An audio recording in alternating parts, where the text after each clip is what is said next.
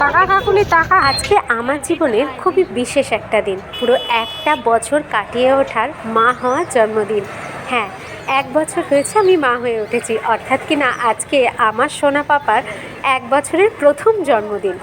যে কারণেই তো যথাসাধ্য এত তোড়জোড়, এত আয়োজন। চলে গেছি বান্ধবীর সঙ্গে ছেলের জন্মদিনের বাজারঘাট করতে।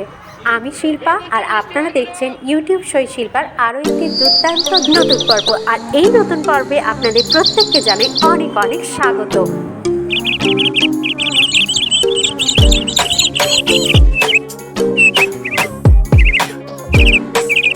আজকের দিনটা আমার কাছে ভীষণ আবেগঘন একটা দিন, কারণ আজকের দিনই প্রথম আমি আমার সন্তানের মুখটা দেখতে পেয়েছিলাম দীর্ঘ প্রতীক্ষার পরে। আর সেই কারণেই তো অন্য দিনের তুলনায় আজ কিন্তু অনেক সকাল সকাল ঘুম থেকে উঠেছি। হ্যাঁ, সন্ধ্যের সময় আমাদের অনুষ্ঠানটা আছে ঠিকই, কিন্তু সকালেও টুকটাক বাঙালি মতে কিন্তু একটু আয়োজন করছি। দেখতেই পাচ্ছ, ওদিকে মাছের মাথা ভেজে রেখেছি, করে রেখেছি ডাল, আর চাটনিও চাপিয়েছি। আর ইতিমধ্যে রান্নাটা করতে করতে চলে এসছে ঝিলকাতি। ঝিলকাতিকে আগেই বলে রেখেছিলাম ওকে কিন্তু চিকেন আর ডালটা বানাতে হবে। ও মাই গড, কেন? ছেলের জন্মদিনে আমিও গিফট পাচ্ছি, কারণ রিসেন্টলি 10ই নভেম্বর আমারও বার্থডে গিয়েছে। আর গিফটটা দেখবে কী যে সুন্দর। যেহেতু আমার নতুন ফ্ল্যাট আমরা নিয়েছি, সেই ফ্ল্যাটে সাজাতে পারি এমন অনেক গিফট কিন্তু আমি ইতিমধ্যেই পাচ্ছি। কোনো কিছু ভালো লাগলেই আমি যেমন তুলে তুলে রাখছি আমার নতুন ফ্ল্যাটের জন্য, ঠিক তেমনই আমার অনেক শুভাকাঙ্ক্ষীরাও কিন্তু সেটাই ভেবে আমাকে অনেক কিছু গিফট করছে। তা যাকে দেখুন কি সুন্দর একটা রামের মূর্তি পেয়েছি। সবাই জানেন নিশ্চয়ই রাম মন্দিরের যে মূর্তিটা, তারই অনুকরণে এই শোপিসটা। ওর পাপাও কিন্তু সকাল থেকে অনেক খাটাখাটনি করছে। শুকনো মালের যে বাজারটা সেটা বাপি করে দিয়েছে, আর এখানে যে কাঁচা মালগুলো দরকার ছিল সেইগুলো কিন্তু ওর পাপা ধীরে ধীরে করে আনছে। আর ইতিমধ্যেই কিন্তু লক্ষণদা অর্থাৎ কিনা আমাদের রাঁধুনিও চলে এসছে। তারপরে ভিডিও ফুটেজগুলো আর নেওয়া হয়নি, কারণ সারাদিন এই ছোট্ট অনুষ্ঠানে কিন্তু অনেক ব্যস্ততা ছিল। গিয়েছিলাম একটু আমাদের বাড়িতে। যারা আমার আগের থেকেই ব্লগ দেখো বা যারা আমার পরিচিত আছো, তারা সবাই জানবে যে আমার শাশুড়ি মা কিন্তু খুবই একজন নামকরা মহিলা ছিলেন, যে কারণে কিন্তু যার নামের আগে কিন্তু সতী কথাটা উচ্চারণ হতো। আর তিনি যেরকমটা করতেন, তার সন্তানের জন্মদিনে মন্দিরেতে মোমবাতি জ্বালাতেন। আমি দিদিদের মুখ থেকে, অর্থাৎ কিনা আমার যাদের কাছ থেকে শুনেছি যে তাদের সন্তানের জন্মদিনের দিনকে কিন্তু মোমবাতি অবশ্যই করে জ্বালাতে হয়, আর ভগবানের কাছে তো আশীর্বাদ নিতেই হয়। তো সেই কারণেই কিন্তু আমরা গিয়েছিলাম। আর ওখান থেকে ফিরে এসে দেখছি কত সুন্দর করে সাজানো হয়েছে। আর যতটুকু আমরা পেরেছি, যেমনটা ভেবেছিলাম আর কি, তার থেকেও কিন্তু অনেক বেশি সুন্দর লাগছিল। না না, তুলুক, সে বলছি।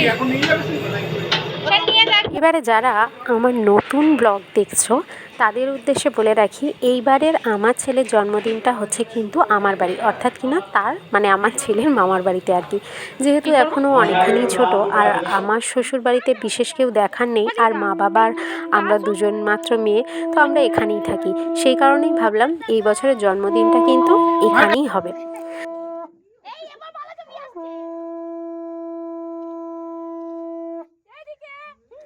কেক কাটার তো কথা ছিলই, কিন্তু ভাবলাম কেকটা একটু দেরি করেই কাটবো, কারণ পাপার বাড়ি থেকে অর্থাৎ স্নিগ্ধদ্বীপের বাড়ি থেকে এখনও লোকজন আসেনি। স্নিগ্ধদ্বীপ হচ্ছে আমার ছেলে, তার নাম রেখেছি। নামটা কেমন হয়েছে অবশ্যই জানিও।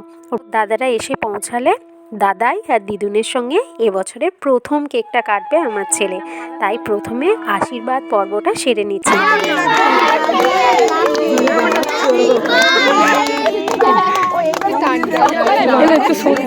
ঘড়িতে এখন কিন্তু 9টার উপরে, আর স্নিগ্ধদ্বীপের 3জন দাদা চলে এসেছে। ভাবলাম এখন কেকটা কেটে দিই, কারণ বয়স্ক কিছু ঠাকুমাদের দেখেছি। Happy birthday to you. ফোদাও, বাতিটা ফোদাও।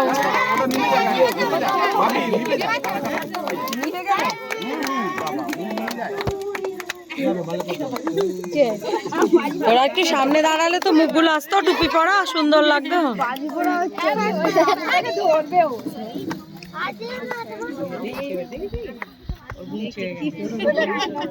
ঘুম পালিয়েছে। হ্যাপি বার্থডে নাকি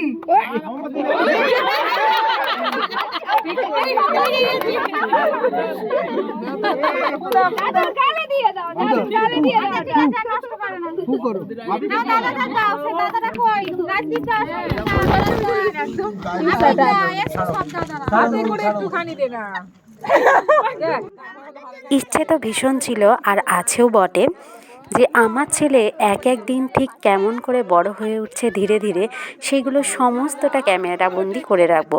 কিছু কিছু করে রেখেছিও বটে, তবে না জানি কতদিন এগুলোকে যত্ন করে রাখতে পারবো, কারণ ইউটিউবে এডিট করে ছাড়ার মতন সময় বা সুযোগ হচ্ছে না। কারণ তোমরা কম বেশি সবাই মা হয়েছো বা মাদের কত কাজ থাকে সেটা সবাই জানো, সেই কারণেই আর কি ইচ্ছে থাকলেও উপায় হয়ে উঠছে না।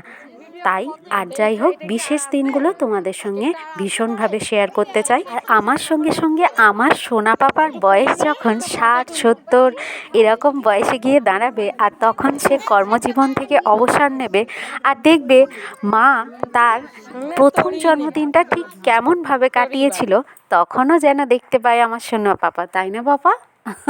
জানো তো, আমার সোনা পাপাটা আজকে ভীষণ গুড বয় হয়ে আছে, কোলে চুপটি করে বসে আছে, যাতে করে আমি ভয়েসটা দিতে পারি। জানি না ও কী বুঝে আমাকে এই সুযোগটা দিচ্ছে। যাই হোক, ভিডিওতে যেটা এখন চলছে দেখতেই পাচ্ছ, খাওয়া দাওয়ার প্রস্তুতি আমরা শুরু করে দিয়েছি। ইতিমধ্যে বেশ অনেকখানি রাত হয়ে গেছে, ঘড়িতে প্রায় 10টা খানেক বাজে। তো মেনুতে যা যা ছিল সেটা একবার বলে দিই। প্রথমেই তো ছিল স্টার্টারে, অর্থাৎ স্টলে ছিল কোল্ড ড্রিঙ্কস, কেক, পকোড়া আর একটু চিপস রাখা হয়েছিল, আর কফিও কিন্তু ছিল নিজেরাই, অর্থাৎ নিজেরা বলবো না, বানিয়েছিল ঝিলকাদি যেটা। আর খাওয়ার এখানে ছিল এগ ডেভিল, স্যালাড, ছিল বাটোরা যেটা প্রত্যেকে বলেছে ভীষণ ভালো হয়েছে, আর ছিল পনির দিয়ে চানা, মিক্সড ফ্রাইড রাইস, আর যারা মিক্সড ফ্রাইড রাইস খায় না অর্থাৎ কিনা চিকেন খায় না তাদের জন্য পনিরেরও আইটেম ছিল, আর ছিল দই কাতলা, চিলি চিকেন, চাটনি, পাঁপড়, মিষ্টি, আর বানানো হয়েছিল পায়েস, সেটাও কিন্তু ঝিলকাদি বানিয়েছিল। আমি যেহেতু মা, সেই পায়েসটা খেতে পারিনি, কিন্তু পায়েসটাও নাকি খুব সুন্দর হয়েছিল। আর হ্যাঁ, একটা করে কিন্তু আইসক্রিমও ছিল, যেটা দাম কম হলেও মানে 10 টাকার হলেও খেতে কিন্তু খুব সুন্দর ছিল, আমুলের ছিল যেটা। রাত যেহেতু অনেকখানি হয়েছে, বেশিরভাগ লোকটাই কিন্তু প্রথমেই বসে পড়েছে। আর ওদিকে আমার মানে ও বাড়ি, অর্থাৎ কি না আমার শ্বশুর বাড়ির লোক, অর্থাৎ আমরা যা কয়েকজনই বাকি ছিলাম, আর হ্যাঁ আমার কাকিমা আর মারাও কিন্তু বাকি ছিল। তো দিদিদের খাওয়া দাওয়া হওয়ার পরে আমার বাড়ির কয়েকজন ছিলাম যারা আমরা বসে গিয়েছি একদম শেষের দিকে। তো আজকের ভিডিওটা আর একদমই বাড়াবো না, আশা করি তোমাদের ভালো লেগেছে। আর যে যেখান থেকেই দেখছো কমেন্টে একবার জানিও না গো, আমার জানতে ভীষণ ইচ্ছে করে আমার ভিডিওটা কোথায় কোথায় ইমপ্রেস হয়েছে। তো আজকের মতো ভিডিওটা এখানেই শেষ করছি, দেখা করছি খুব শিগগিরই আরও একটি নতুন পর্ব নিয়ে। কিন্তু তার আগে আমার একটা অনুরোধ আছে, আমার ছেলেকে কিন্তু আশীর্বাদ করতে তোমরা ভুলো না, তার দীর্ঘায়ুর সঙ্গে সঙ্গে তার জীবনে অত্যন্ত সুনাম সুখ্যাতিও যেন সে অর্জন করতে পারে, তার নামের সুখ্যাতি যেন সর্বত্র ছড়িয়ে পড়ে। আমার সোনা, আমার স্নিগ্ধদ্বীপ, আমার কৃষ্ণেন্দু, আমার হীরকদ্বীপ সবই একজন। আমার চঞ্চল হৃদয়কে স্নিগ্ধতায় পরিপূর্ণ করেছে, সেই কারণে নাম রেখেছি আমি মা স্নিগ্ধদ্বীপ। বাবা নাম রেখেছে হীরকদ্বীপ। অনেক বছর আগে দাদু নিজের ইচ্ছে প্রকাশ করেছিলেন তার নিজের নাম অর্থাৎ কিনা শ্রী শ্রীকৃষ্ণ নামের সঙ্গে মিল রেখে নতুন আগত অতিথির নাম যেন হয় কৃষ্ণেন্দু। তাই মনে মনে আমিও ভেবে রেখেছিলাম আমার যদি ছেলে হয় তাহলে অবশ্যই করে আমি নাম রাখবো কৃষ্ণেন্দু। তবে যেহেতু আমার স্বামীর নামও কৃষ্ণ, সেই কারণে আর সেটা সম্ভব হলো না। তবে একটা কথা আছে, মন থেকে যদি কিছু চাও তা অবশ্যই হবে, তাই আমার ছেলের ধর্মনাম কৃষ্ণেন্দুই এসেছে।